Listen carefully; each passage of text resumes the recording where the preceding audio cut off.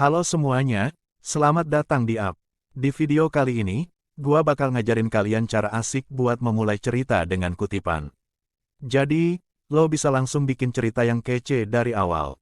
Pertama-tama, lo harus pilih kutipan yang benar-benar menarik perhatian pembaca, supaya mereka penasaran buat baca lebih lanjut.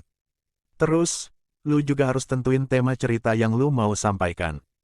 Pilih kutipan yang nyambung sama tema cerita lo. Berikut adalah contoh opening yang bisa digunakan.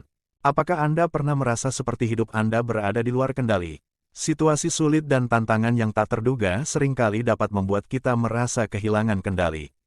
Namun, meskipun kita tidak dapat selalu mengendalikan situasi yang terjadi pada kita selalu dapat mengendalikan bagaimana kita meresponsnya. Ini adalah kisah Sarah, seorang wanita muda yang dihadapkan pada banyak tantangan di hidupnya. Namun, bagaimana ia merespons situasi yang sulit, adalah contoh nyata dari kutipan inspiratif ini. Pemandangan yang dihadapi seorang wanita yang dikenal sebagai Sarah di usianya yang masih muda, benar-benar di luar kendali. Ayahnya meninggal saat ia berusia 9 tahun, dan tidak lama kemudian, ibunya terkena serangan jantung fatal.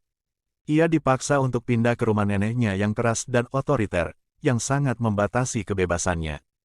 Tidak hanya itu, Sarah juga mengalami bullying dan diskriminasi di sekolah karena penampilannya yang kurang sesuai dengan standar kecantikan yang dikagumi oleh teman-temannya. Namun, meskipun situasinya sulit, Sarah memilih untuk meresponsnya dengan cara yang positif.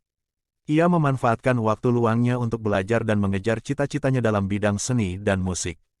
Ia bergabung dengan kelompok musik di sekolah dan memenangkan banyak penghargaan, serta berhasil masuk ke perguruan tinggi seni yang bergengsi.